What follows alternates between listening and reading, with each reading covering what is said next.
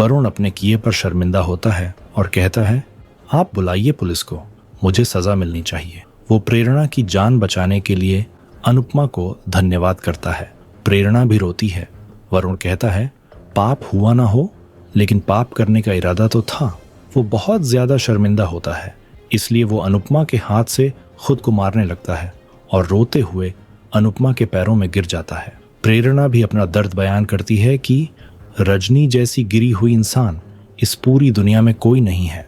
भारती भी शर्मिंदा होती है और कहती है, मैंने रजनी को पूरे दिल से अपनी मां माना था, लेकिन उनका प्यार और उनकी भलाई सब दिखावा था। प्रेरणा अनुपमा से कहती है, आप रजनी को ऐसी सजा दीजिएगा कि वो आगे किसी को धोखा देने की सोचे भी ना। सरिता और जसप्रीत भी रजनी को सजा देने को कहती हैं। राही भी अनुपमा से रिक्वेस्ट करती है, अब आप पीछे मत हटना, रजनी को सजा दिलवाना बहुत जरूरी है। अनुपमा सभी की बातें गौर से सुनती है।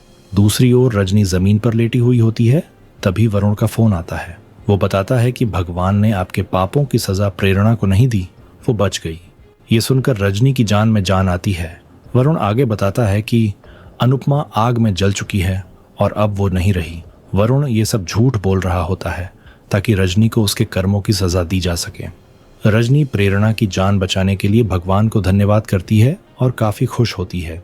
तभी वो अनुपमा की झूठी मौत की खबर सुनकर हंसने लग जाती है और खुद से बोलती है, अनुपमा के मरने पर मुझे दुख क्यों हो रहा है, लेकिन वो उम्मीद करती है कि अब सब ठीक हो जाएगा। दूसरी ओर प्रेम को रजनी के किए जानलेवा हमले के बारे में जानकारी मिलती है तो वो भगवान को धन्यवाद देता है। राही कहती है कि मौत मेरे लिए आई थी, लेकिन प्रेरणा ने मेरी जगह ले ली। राही को रजनी पर बहुत ज्यादा गुस्सा आता है और वो कहती है, उस घिनौनी औरत ने मम्मी की जान लेने का प्रयास किया है। प्रेम चौंक जाता है। राही बताती है कि ये आग रजनी ने जानबूझकर लगवाई थी। प्रेम कहता है, वो रजनी को किसी भी कीमत पर नहीं छोड़ेगा। राही कहती है कि रजनी का ऐसा हाल होगा कि वो सोच भी नहीं सकती। दूसरी ओर रजनी सो रही होती है, तभी अचानक बिजली कड़कने लगती है।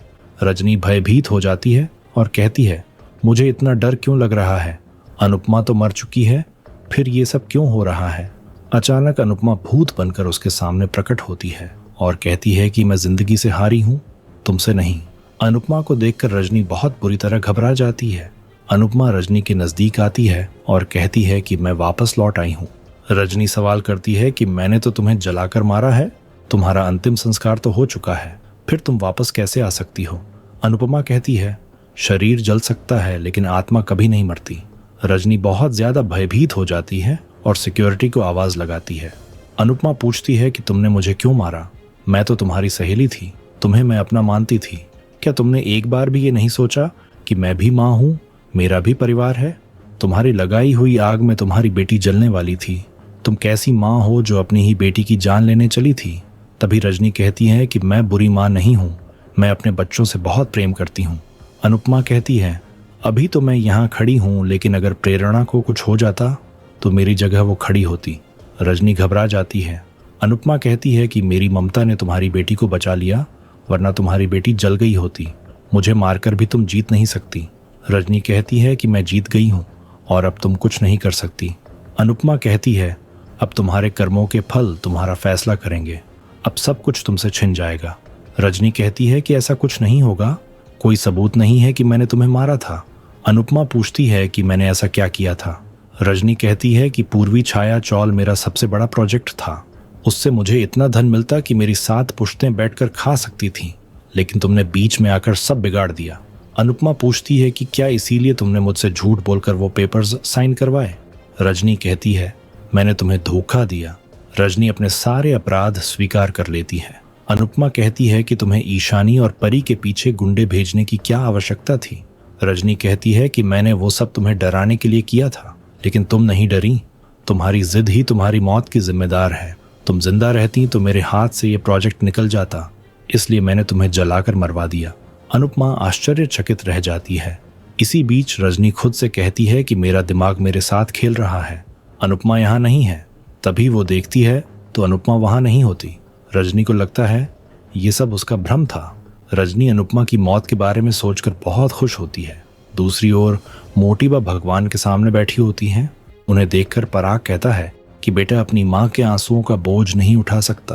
पराग दुखी होता है और कहता है कि आज मैं हार गया, मैं अपना घर नहीं बचा पाया। ख्याति कहती है, आपने संस्कार और परिवार बचा लिए, मुझे आप पर गर्व है, हम सब आपके साथ हैं, भगवान सब ठीक कर देंगे। पराग कहता है, एक रात में क्या ही होगा। प्रेम कहता है, दुनिया एक पल में बदल जाती है, हमें आशा नहीं छोड़नी चाहिए। तभी मोटिबा रोने लग जाती हैं। प्रेम मोटिबा से कहता है, आप ऐसे कब तक बैठी रहेंगी। मोटिबा कहती हैं कि इंसान सम्मान के लिए जीता है, हम आज तक गर्व के साथ जीते आए हैं।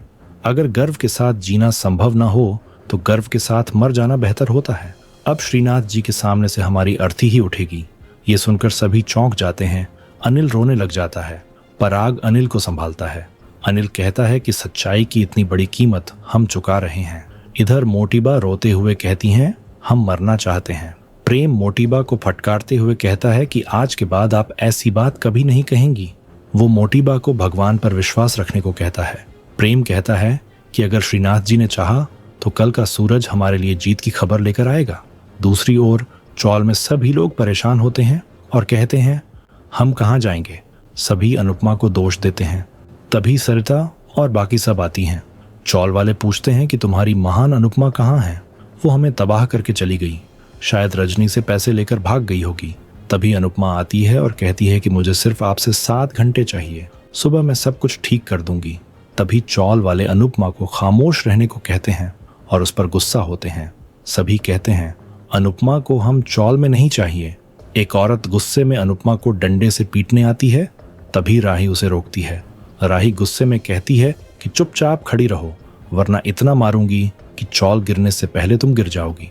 राही का ये विकराल रूप देखकर सभी आश्चर्यचकित रह जाते हैं। दूसरी ओर माही अपने और परी के गहने इकट्ठा कर लेती है। माही और गौतम फैसला करते हैं कि वो दोनों किसी की सहायता नहीं करेंगे।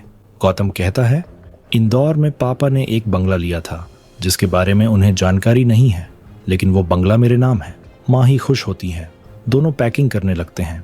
दूसरी ओर रजनी कहती है, आत्मा कुछ नहीं होती, शरीर समाप्त हुआ तो कहानी समाप्त। कल चौल गिरेगी, कल मेरी जीत हो जाएगी। असली नेता वो होता है जिसे पता हो कि जनता से अपना मुंह कब छुपाना है। मैं असली नेता हूँ। रजनी सोचती है कि वरुण, भारती और प्रेरणा मुझसे नाराज हैं, लेकिन मैं उन्हें मना लूंगी। दूसरी ओर चौल वाले अनुपमा को जाने को कहते हैं। अनुपमा कहती है, कल ये चौल नहीं गिरेगी, मैं अपना वचन अवश्य पूरा करूंगी। अगर आपको अपना घर बचाना है तो मेरा साथ दे दीजिए। सरिता कहती है, अनुपमा के पास एक प्लानिंग है, वो सुन लीजिए। सभी दुविधा में पड़ जाते हैं। आने वाले एपिसोड में देखने को मिलेगा। सरिता रजनी से कहती है, जो जलकर मरते हैं उनकी आत्मा को शांति नहीं मिलती। रजनी चौल तोड़ने लगती है। तभी अनुपमा उसे रोकती है।